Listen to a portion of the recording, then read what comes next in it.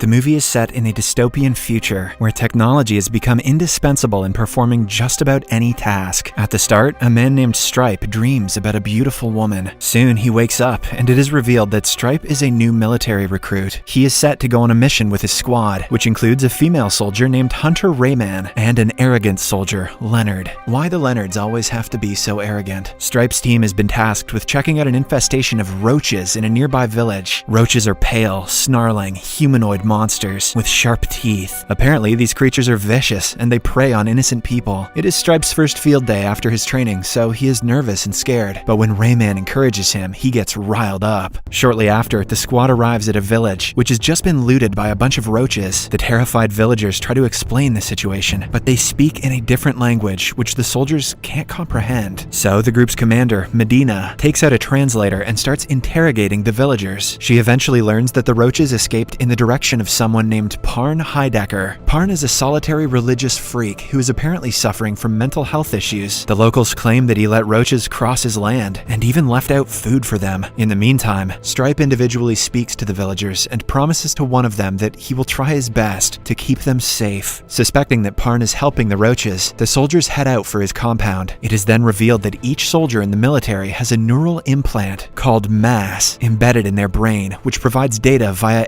AR or augmented reality. MASS also helps the military in strategic operations. Soon, the squad reaches Parn's large compound and plans their raid using holographic maps and data displays, which each soldier has access to thanks to the implants in their brains. Medina, Stripe, Rayman, and Leonard are in charge of talking to Parn and searching the main house, while the others are assigned with raiding the nearby outer buildings. Executing their mission, Medina knocks on the door and demands to inspect his home. A few seconds later, a scared Parn answers, and it appears as if he is the only one home. Although reluctant at first, he lets the soldiers inside his house. Rayman and Stripe quickly go about searching upstairs, while Medina and Leonard interrogate Parn. After talking to him for a bit, Medina notices some religious symbols decorating the walls. This makes her realize that Parn is simply looking out for the roaches because of some religious beliefs that all living species must be protected. She attempts to disabuse him of this notion by discussing the supposed sickness in the roach's blood, which doesn't care about ideals of common humanity. She also tells him that the roaches need to be exterminated if humanity is going to survive. Medina is starting to sound a lot like a Hitler. Meanwhile, Stripe and Rayman search the room upstairs to check for any roaches. They come across a hidden room and decide to split up. In one room, Stripe sees a blanket with multiple shadows behind it. When he lifts the blanket, he finds 3 terrifying roaches there. The roaches appear to be pale humanoids with sharp teeth, flattened noses, and discolored eyes. Voldemort would be proud. One of them holds up a mysterious device with a green light. Stripe immediately shoots one in the head and starts tussling with another. As the creature attempts to bite him, he draws out his knife and stabs the roach in the chest. Even after it is dead, a disturbed Stripe continues stabbing it. After the encounter, he examines the mysterious green light device and experiences a flash which causes a slight strain in his eyes. As Rayman rushes to help him, she is knocked down the stairs by an escaping roach. At the same time, Parn attempts to stab Medina, but he is easily subdued and taken into custody. Before heading back to their base, Medina decides to set the compound on fire, which also destroys the mysterious green light device. The next day, Rayman is seen practicing her sharpshooting against roach targets so that none get away the next time. It is evident that she is envious of a newbie like Stripe killing 2 roaches on his first day. Soon, Stripe arrives and joins in on the exercise. He aims at his target, but suddenly, his neural implant glitches and he ends up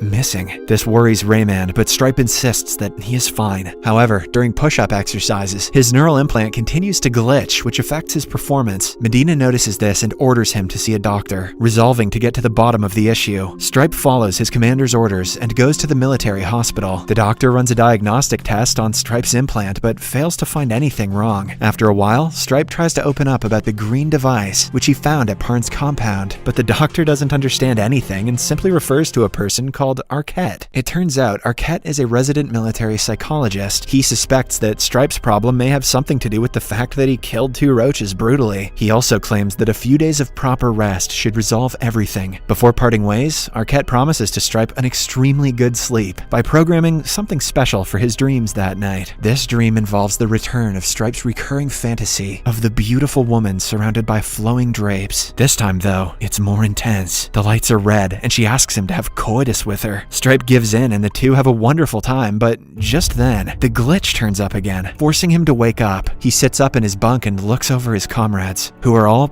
peacefully sleeping. The next day, Stripe, Rayman, and Medina are back in the village helping out with food and supplies. There, Medina informs the group that a piece of information was extracted on the roach's whereabouts from Parn. Hence, the squad heads out to the said location to perform a recon. After a while, the trio arrives at an abandoned area and plans their recon with the help of a drone and their mass implants. As the group continues discussing, Stripe's implant glitches out yet again and malfunctions. Suddenly, he realizes that he can smell the grass, which he could not before when the implant was working. He tries to explain it to Rayman, but she simply ignores him. All of a sudden, shots are fired and Medina is struck in the head, instantly killing her. Despite the setback, Rayman somehow retrieves the drone from the crossfire and uses it to locate the shooter. It turns out that the roaches are holed up in a room with a stolen rifle. Stripe seems distraught, but Rayman decides to make their way into the compound, providing cover fire for each other. Stripe, who is still confused and dizzy after the implant stopped working, reluctantly agrees and follows his comrade. There, the two find a kind of makeshift electronic workshop, probably the source of that green light device from earlier. Shortly after, Stripe finds something even more surprising. He sees a normal-looking woman hiding out in one of the rooms, begging for her life. She doesn't look like a roach, so Stripe tells her to get out of there, promising not to hurt her. She slowly backs into the hallway, attempting to flee, but shockingly, Rayman shoots her dead. This stuns Stripe and he questions why she killed a civilian, but she simply brushes him aside and moves forward, going on a killing spree, mowing down all the roaches in the building. Strangely, from Stripe's perspective, all the roaches she kills look like normal humans, which shocks him even more. Rayman then proceeds to kill a frightened mother-son duo, but before she can do so, Stripe intervenes and knocks her unconscious. Sadly, he also gets shot in the process. After a while, he staggers to his feet and escapes with the mother and son while profusely bleeding. As Stripe leads them to safety, Rayman wakes up and witnesses them getting in the military vehicle and fleeing. After having been shot in the belly and losing a lot of blood, Stripe passes out behind the wheel, making the car come to a complete stop in the middle of the woods. Then the woman drags Stripe into her small hidden cave, made up of twigs and dirt, and begins to treat his wound. He soon regains consciousness and gets startled by the woman applying bandages on his wound. The woman introduces herself as Katerina and her son as Alec. She then drops a major revelation. It turns out that the roaches the military has been hunting are just normal beings. It is the mass implant that alters the soldiers' senses and makes them look like inhumane monsters. This is because the higher class people look upon the roaches as some disease-ridden, poor, and unintelligent beings. Katerina also reveals that the green light device used on Stripe was built by her friend to mess with the implants, to make the soldiers see the roaches as their real selves, i.e.